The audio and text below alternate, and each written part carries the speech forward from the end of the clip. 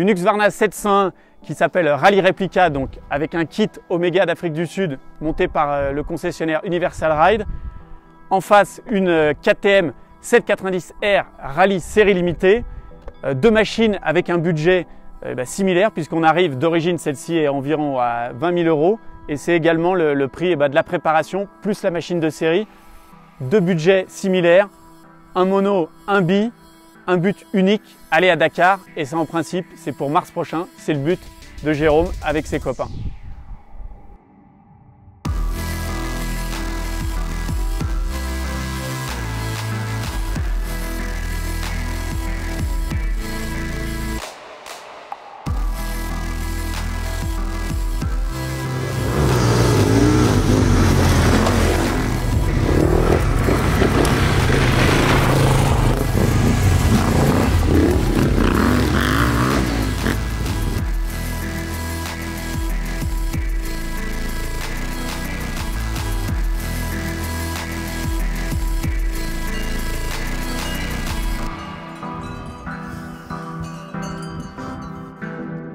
Oubliez le gabarit enduro de la 701 Husky. Équipé du kit Omega, le monocylindre autrichien adopte tous les codes des machines de rallye raid, avec notamment sa tête de fourche directement issue des machines officielles du Dakar. Tout l'équipement d'origine est revu en version XXL pour s'adapter aux grands espaces, et les doubles réservoirs avant, véritable ADN des machines du Dakar, font grimper l'autonomie et entrer cette 701 dans le monde de l'aventure avec un grand A. En action, on avait hâte de savoir si le poids total passé à 160 kg allait savoir tenir le cap. C'est Pierre Palu, notre colosse de service, qui vous répond. Donc un poste de pilotage vraiment sympa avec l'araignée, carbone, GPS, ils ont repris le compteur d'origine de l'enduro. Et donc vraiment une moto déjà au premier abord qui ressemble à une moto d'enduro au niveau de l'assise, du poste de pilotage, la position. On se retrouve vraiment sur une moto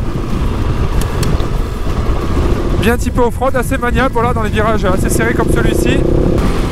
Alors par contre la petite gêne, ça concerne le sélecteur. Je ne sais pas si vous arrivez à voir, mais le sabot passe juste dessous et c'est vrai qu'au début on confond un petit peu le sabot et le sélecteur, va falloir s'y faire. Bon, au niveau du moteur, on est sur un mono, mais qui a quand même du répondant, avec des relances assez franches.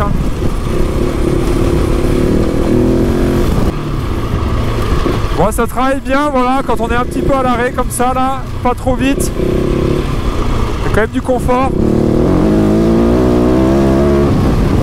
Par contre, là, quand on pousse les freinages, tout descend en bas. Et ça nous pousse un peu de l'arrière et c'est pas super agréable. Ça gomme assez bien quand on est à basse vitesse, même s'il y a une petite sensation de flou et de manque de rigidité en fait. C'est à dire que la moto encaisse mais on sait pas vraiment où sont nos roues. Donc peut-être très bien pour un public un petit peu plus amateur, mais les adeptes de l'attaque qui veulent vraiment ressentir les choses seront un petit peu plus limités par cette partie cycle. Allez, demi-tour. Bon, voilà quelque chose aussi d'assez bluffant pour cette moto, c'est son manque de braquage en fait. On est sur une moto qui est assez petite, qui est assez maniable, avec pas trop d'inertie pour une moto de rallye, dû au mono aussi.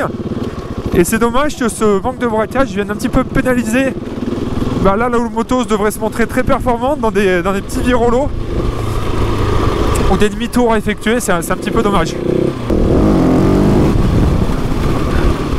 Là on voit vraiment l'avant qui plonge au freinage. Bon, par contre la position assise super agréable pour un enduriste comme moi. J'ai l'impression de me retrouver sur ma moto d'enduro. La 790R Rally, série limitée à 500 exemplaires monde, n'est autre que la plus off-road des machines Adventure jamais produites par KTM. Une moto basée sur l'expérience du service course de la marque qui n'a pas hésité à lui offrir le meilleur de la technologie Whippy, la marque de suspension détenue par le groupe KTM.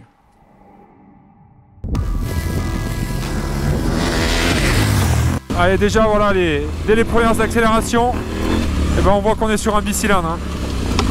Vraiment un agrément moteur beaucoup plus fort à bas régime. Alors par contre un petit peu plus d'inertie.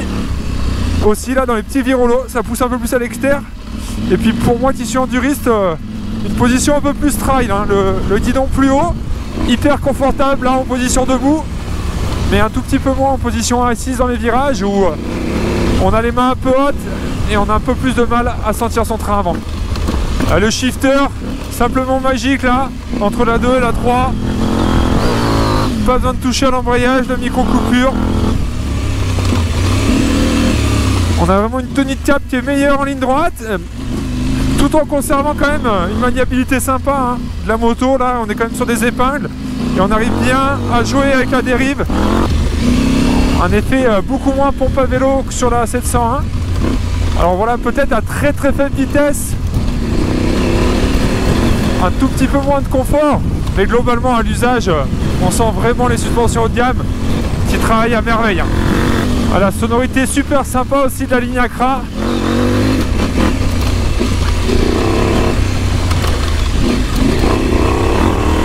Qui confère encore plus ce caractère joueur de la moto.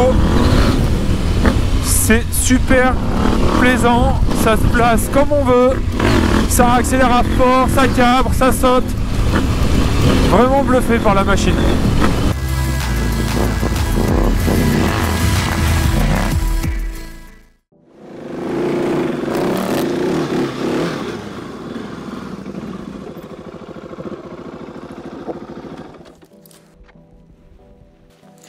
Alors Pierre, qu'est-ce que tu en as pensé de cette moto?